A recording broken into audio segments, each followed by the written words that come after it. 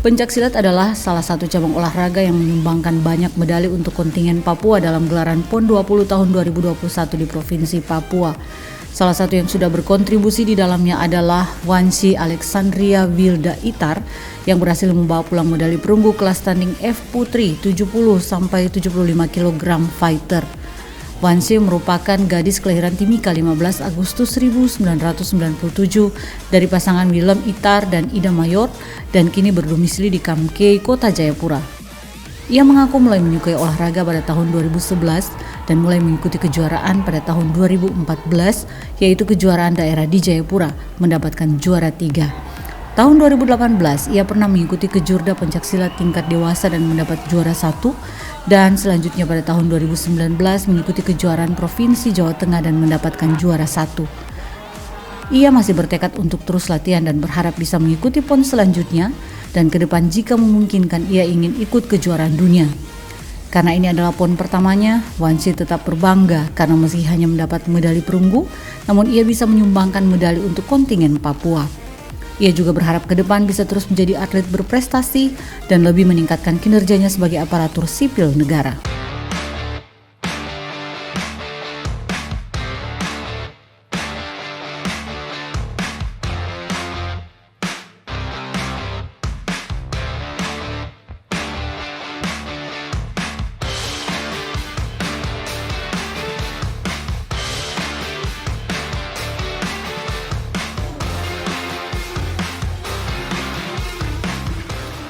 Lahir di Wamena 31 Desember 1991, Frederick Okola memiliki mimpi besar ingin menjadi seorang pelatih pencaksilat. Kecintaannya terhadap olahraga ini sudah dimulai ketika menempuh pendidikan di SMA Taruna Bakti yang kala itu menjadi salah satu pelajaran ekstrakurikuler. Frederick merupakan anak ke-6 dari 6 bersaudara pasangan almarhum Yan L. Okoka dan Tineke Epa. Ia mulai ikut kejuaraan pada tahun 2008, yaitu Popil di Ternate mendapatkan juara 2 dan telah mengikuti beberapa kejuaraan, diantaranya juara 1 di kejuaraan cabang maupun daerah sejak tahun 2011 hingga tahun 2019.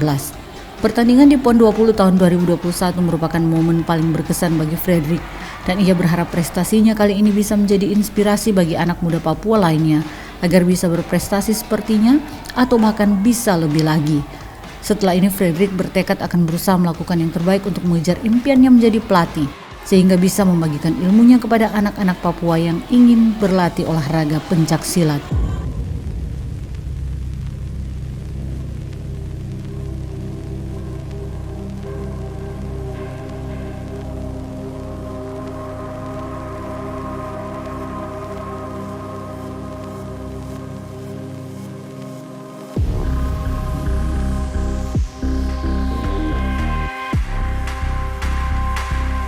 Tampil di kelas TGR Tunggal Putra, Derialfi Fatudin berhasil menyumbangkan medali perunggu untuk kontingen PON Papua. Pemuda kelahiran Bandung 26 Januari tahun 1999 dan kini berusia 22 tahun tersebut merupakan anak kedua dari 3 bersaudara, pasangan Imam Kusnandar dan Supriyanti, dan kini berstatus sebagai mahasiswa di salah satu perguruan tinggi.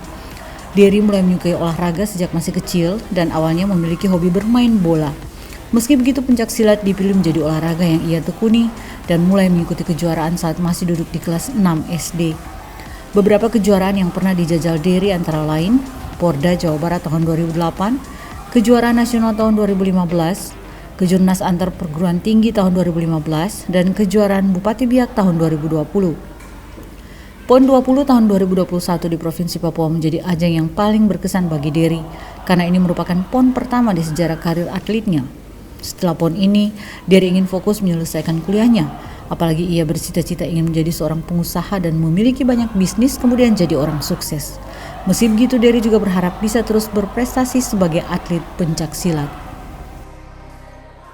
Bersama kami Bidang Humas dan Media Kontingen PON Papua dalam program Papua Menuju Jejak Prestasi. Dan telah hadir di samping kita yaitu putra-putri Papua yang telah menoreh medali perunggu di PON 20 tahun 2021 pada cabur pencaksilat. Ada Wansia Itaar, putri Papua asli Engros ya, Jayapura Engros, dan Derialfi Deryalpi peraih perunggu seni tunggal putra, dan Fredrik Okoka putra asal Papua Sentania dan meraih perunggu tanding putra. Wansi Aitar sendiri peraih perunggu kategori tanding putri. Kita berbincang-bincang sedikit ya. Wansi, Riko, dan Alfi, pastinya kalian tidak semudah perjuangannya hingga mendapatkan perunggu ini di pencaksilat. Ada pengalaman-pengalaman saat latihan bisa dibagikan kepada teman-teman? Mungkin mulai dari... Kalau pengalaman selama tes di PON ini cukup cukup lumayan berat lah, karena kan mengingat saya baru beranjak ke jenjang dewasa, kategori dewasa, jadi harus mengejar ketertinggalan atlet-atlet pesaing yang lainnya, jadi harus kerja ekstra lebih untuk bisa menyaingi. Adaptasinya lebih lagi ya, lebih giat lagi ya. Giat lagi. Nah, kalau Fredrik sendiri? Kalau dari saya untuk selama latihan mungkin beratnya di fisik, karena mungkin umur juga jadi fisik sudah menurun jauh. Oh gitu ya, jadi masih muda kok. Menyamakan dengan teman-teman untuk bisa latihan tetap begituan sampai TC selesai masih mampu untuk ikut. Akhirnya bisa mendapat perunggu ini ya. Kalau Wansi sendiri? Kalau saya latihan yang saya rasa susah mungkin karena saya perempuan kelas berat, jadi yang saya rasa susah tuh lari. Kadang sudah lari kalau jarak jauh tuh sudah rasa tidak mampu, tapi puji Tuhan sejauh ini bisa terselesaikan, bisa sampai dapat perunggu. Mungkin karena kategori tanding ini memang yang lebih fight ya, bertanding ya. Oke, Wansi, apa sih respon dari orang tua pada saat Wansi memutuskan untuk menjadi atlet pencaksilat? Jadi saya ikut silat ini waktu masih SMA, itu ekstrakurikuler. Jadi kalau dari mama sama papa dukung-dukung saja, karena itu cuma ekstrakurikuler untuk mungkin jaga-jaga diri karena saya perempuan. Tapi begitu saya mulai ikut pertandingan, bapak sama mama mulai, karena mungkin anak perempuan, bapak dan mama ragu, bisa kan tidak? Kekhawatiran karena itu kan fight langsung, berkelahi. Mama, kalau untuk mama sendiri takutnya tuh benturan, patah tulang mungkin atau cedera. Mama takutnya seperti itu. Tapi puji Tuhan sampai sekarang mama dan bapak, karena mungkin saya punya kemauan juga besar untuk ikut ini, bapak sama mama dukung sampai sekarang. Dan berhasil berhasil, diiringi juga sama doa dari mama dan bapak. Pastinya. Mungkin ke Alfi? Kalau saya dari orang tua saya sangat mendukung, malah disupport, disemangati, dipush untuk bisa meraih prestasi yang setinggi-tingginya. Mungkin dari Fredrik, pasti ada kesan dan pesan tersendiri sebagai seorang putra Papua generasi muda yang memang harus berlaga dan berjuang di pencaksilat ini. Bagaimana support dari orang tua ataupun keluarga? Kalau saya awalnya sih orang tua mungkin kurang setuju ya. Karena mungkin bela diri kan benturan terus. Dulu kan saya masih suka kalau olahraga begitu suka gigit lidah. Makanya orang tua mungkin khawatir di situ. Khawatirnya di situ ya. Lidah putus gitu. Tapi semenjak ikut lomba, dari situ orang tua sudah support 100% sampai sekarang masih support. Tetap ke Fredrik dulu ya. Hal paling besar tantangannya pada saat latihan di pencaksilat ini menurut Fredrik itu apa? Kalau yang paling susah, kalau untuk silat umum sih semua bisa sih. Yang paling susah mungkin dari pribadi, lawan diri, masalah pribadi tuh. Masalah pribadi macam-macam. Kalau saya sendiri masalah yang paling berat di saya tuh mungkin di cedera. Cedera ya. Jadi harus bisa bagaimana mengatasi cedera itu sendiri sehingga bisa tetap latihan di silat ini terus. Oke, mungkin dari Alfi? Mungkin karena saya kategori seni tunggal putra, jadi masalah yang terberat bagi saya itu jenuh, bosan. Soalnya kan Kalau tunggal putra itu yang dinilai kesempurnaan gerakan. Jadi gerakannya diulang-ulang terus berkali-kali. Harus sama latihan. pengulangan Ya, terus pengulangan ya. terus. Jadi mungkin itu terberat. Nah kalau Wansi sendiri tantangannya yang paling sulit di latihan? Yang paling sulit mungkin menjaga berat badan. Jadi kontrol makan, tidak boleh makan terlalu berlebihan, tapi juga tidak boleh terlalu kurang makan. Jadi harus tetap makannya yang teratur sesuai dengan kelas tanding saya. Terus mungkin masalah yang paling berat itu waktu latihan tapi meninggalkan orang tua gitu, Iya. yang dalam keadaan sakit. Gitu. Oh gitu ya? Iya. Oh pada saat latihan orang tua lagi sakit ya? Sakit itu itu di paling- bulan berapa Wansi? Kebetulan Bapak di sepanjang tahun 2021 ini Bapak memang suka sakit-sakit, jadi apa biasa kalau latihan tuh suka terpikir kadang gitu, tapi juga harus tetap fokus latihan. Bapak juga pesan untuk karena sudah memilih untuk ikut ini harus tetap fokus. Bapak bilang harus capai tujuan, jadi tidak usah terlalu pikir Bapak, tapi pas latihan tuh Sangat terganggu Iya, ya terganggu. konsentrasinya ya. Iya. Dan bagaimana Wansi melawan rasa sedih, rasa harap-harap cemas, aduh Bapak lagi sakit, saya tidak bisa dampingin. Karena pertama Bapak bilang Bapak mau yang terbaik untuk saya, apa yang saya mau harus ada hasilnya. Jadi ya pas latihan yang saya pikir itu saja harus ada hasil supaya mungkin itu bisa memotivasi Bapak juga untuk sembuh, sehat, untuk lihat saya sukses gitu, untuk Iya. dapat hasil yang sekarang ini Bapak bisa bahagia gitu. Mengobati ya. Mengobati. Tapi Bapak sudah sehat sekarang. Puji Tuhan sudah sehat. Puji Tuhan ya, terobati dengan prestasi yang Wansi raih ya. Siap. Oke, kita mungkin ke Alfi. Hal menarik apa sih di pencaksilat ini sampai bisa memutuskan udah deh saya sebagai atlet profesional di pencaksilat ini?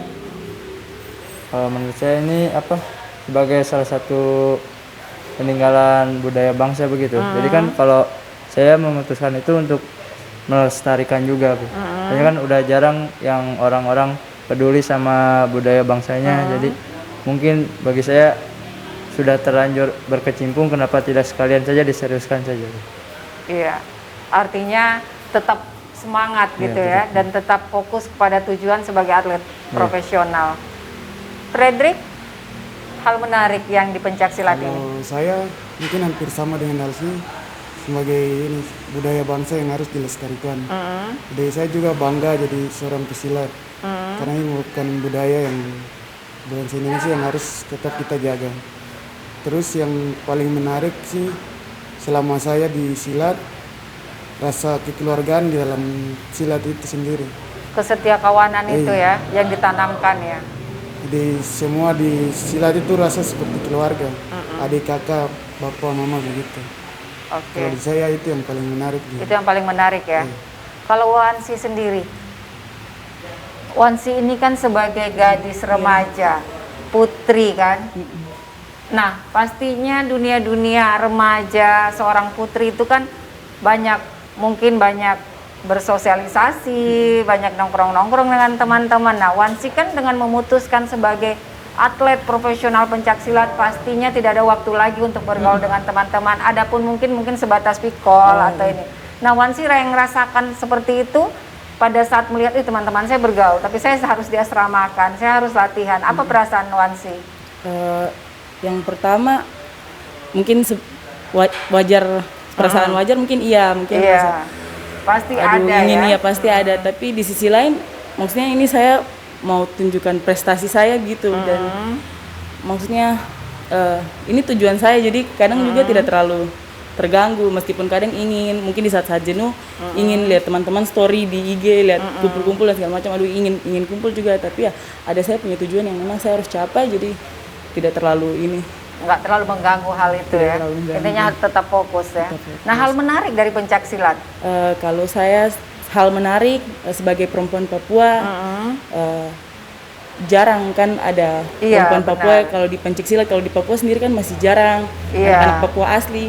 Masih Apalagi belum terlalu familiar iya. gitu ya. Apalagi untuk seorang gadis Papua kan. Apalagi perempuan Papua hitam kulit keriting rambut sudah sampai di Tapi manis. iya, Iya. sampai di ajang nasional itu sangat, maksudnya hal yang menarik, banyak pujian, maksudnya pujian itu perempuan Papua ini hitam rambut keriting ada di atas matras tanding bersama dengan perempuan-perempuan silat dari daerah lain, itu sangat menarik sekali untuk Sangat saya. membuat terharu Iya, gitu terharu ya. juga. Nah, pada saat Wansi dihadapkan dengan atlet lain, harus berlomba dengan atlet lain yang notabene setahu Wansi itu bahwa dia itu kan lebih banyak pengalamannya, atau mungkin standarnya dia sudah kelas nasional atau internasional. Bagaimana merawan rasa khawatir itu? Atau mungkin tidak khawatir sama sekali, percaya diri aja? Kalau saya tipe orang yang memang gugup, khawatir perut sakit kalau mau bertanding. Oh gitu ya, agak mulus-mulus gitu ya? Mulus, tapi karena mungkin juga baru jadi rasa seperti itu, tapi waktu sudah masuk ke dalam sudah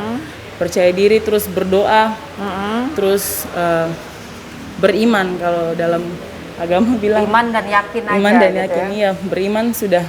Kalau sudah beriman jangan ragu lagi. Kalau ragu itu yang bikin tambah Betul. gugup. Pokoknya iman, yakin dan percaya. Tapi kalau sudah masuk ke matra, sudah fight, langsung hilang rasa gugup dan Percaya diri aja yang tumbuh ya. Iya. Untuk Alfi sendiri, bagaimana melawan itu? Kalau untuk saya ingat kata-kata pelatih. Soalnya saya kan baru beranjak dewasa di sini. Jadi lawan-lawan saya sedangkan Jadi itu sekarang udah dewasa ya? sedangkan lawan-lawan saya itu juara Asian Games, yang SEA Games. Jadi kata pelatih bilang harusnya yang merasa terbebani itu mereka, karena mereka membawa embel-embel juara internasional, sedangkan saya ini masih anak baru lah. Jadi saya ini ya nothing tulus saja, percaya saja, yakin. Jadi kayak pengen jadi giant killer saja. Gitu ya. Tetapi akhirnya berhasil. Untuk Fredrik sendiri, Kalau dari saya sih memang setiap tanding pasti rasa gugup itu ada. Cuma dengan sendiri berusaha tenangkan diri, yakinkan diri sendiri supaya bisa masuk pas tanding itu bisa main lepas. Iya gitu, sudah masuk di matras itu sudah lepas. Jadi bisa bermain sesuai dengan apa yang saya mau gitu. intinya para atlet kita di pencaksilat ini dihadapkan dengan lawan siapapun, seprofesional apapun, pasti mental dan semangatnya sudah terbentuk ya. Jadi intinya itu bukan suatu kendala. Nah, Fredrik, kita lanjut lagi. Turnamen yang pertama Fredrik lombain di mana? Ikutin di mana dan prestasi apa yang dicapai? Kalau dari saya yang paling pertama itu kejuaraan Popwil, pekan olahraga pelajar di Ternate 2008. 2008 Itu ya. saya sampai final dapat juara 2. Juara 2 ya. Yang pertama sekali. Turnamen yang paling berkesan Paling berkesan pasti PON. PON 20 ini ya. Apa kesannya? Kesannya Ada yang karena- mengharukan, menguras air mata bahagia. Karena ini merupakan cita-cita dari saya sendiri. Dan juga mungkin ini ada pesan dari pelatih saya di perguruan yang dari awal saya latihan selalu ingin saya masuk PON. Tapi pada akhirnya saya masuk PON di sini. Yang bikin kesannya pada saat saya masuk PON mungkin pelatihnya sudah meninggal. Jadi Oh gitu. Jadi Pak, salah satu pelatih dari pencaksilat ini meninggal ya ini sebelum pelatih lomba di saya. PON ya? Untuk saya sendiri. Oh, untuk perguruan. Perguruan. Oh iya. Jadi pelatih di perguruan Fredrik sendiri meninggal di Tahun 2000. di masa PON ini, Iya, masa lomba PON ini. Saya berkesan sekali karena saya ikut PON juga merupakan dia punya cita-cita dari dulu. Jadi, Beliau yang memotivasi ya. apalagi pas kemarin tanding itu pas di hari ulang tahunnya dia. Jadi itu juga sudah makan rasa sekali pas tanding, pas di hari dia ulang tahun, pas ini. Jadi itu yang paling berkesan sekali. Paling berkesan ya. Mudah-mudahan dengan saya ikut PON ini di sana dia bisa senang juga. Ya, mempersembahkan buat almarhum juga. Dari Alfi, turnamen pertama dan turnamen yang paling berkesan. Kalau turnamen pertama kayaknya sudah lupa, soalnya Sudah lupa ya? Ya waktu udah yang masih berkesan kecil aja. Kalau yang berkesan ini ya PON ini saya. PON ini ya. Soalnya kan bisa merasa terhormat lah, bisa melawan juara-juara internasional, bisa satu event dengan pelatih-pelatih masa kecil dengan senior. Sudah lebih ini jadi merasa bangga saja. Dan selain itu mendapat prestasi juga ya, menjadi Bisa membawa hasil yang membawa hasil peraih medali perunggu. Kalau Wansi sendiri, turnamen pertama dan prestasi apa yang didapat? Turnamen pertama waktu masih SMA ke Jurda juara 3. Juara 3. Yang pertama aja udah juara 3 ya, luar biasa ya. Kalau yang berkesan ya PON ini. PON ini karena ya. baru pertama kali juga ikut Pekan Olahraga Nasional. Jadi ini sangat berkesan untuk saya. Selain kesan dari yang pertama kali, ada nggak kesan-kesan pada saat mungkin di dalam asrama bertemu dengan teman-teman yang baru, pelatih-pelatih yang memang Iya. sudah menjadi sahabat dan kakak, kesan apa lagi? Bisa TC ke yang paling berkesan waktu TC tuh bisa TC ke Jakarta di tempat pelatihannya atlet nasionalnya silat. Itu bisa ketemu sama teman-teman, terus berbagi ilmu, pengalaman, banyak teknik yang mungkin kalau di Papua kan masih mungkin jarang turnamen. Kita teknik-teknik dasar saja yang kita tahu. Kalau sampai di sana ketemu sama pelatnas, kita belajar banyak sekali teknik-teknik di sana. Terus mereka juga ramah, senang ketemu sama kita juga. Berarti banyak hal yang bisa ditimba dari mereka-mereka yang lebih senior ya. Iya. Nah, Wansi sebagai putri Papua yang sudah membanggakan nama Papua, mengharumkan nama Papua dalam cabur pencak silat di PON 20 tahun 2021 ini. Tentunya Wansi ingin mempersembahkan medali ini untuk siapa? Persembahkan pertama untuk Tuhan.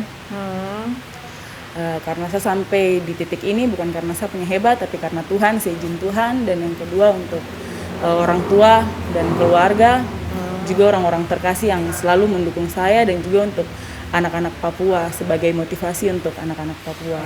Betul. Untuk Alfi? Kalau yang pertama tentunya untuk orang tua, karena yang sudah dari kecil mensupport saya, mendukung, mendoakan. Terus untuk para pelatih, teman-teman, para masyarakat Papua yang sudah mendoakan, mensupport, selalu mendukung kita sehingga bisa menjadi juara di PON ini. Kalau Fredrik?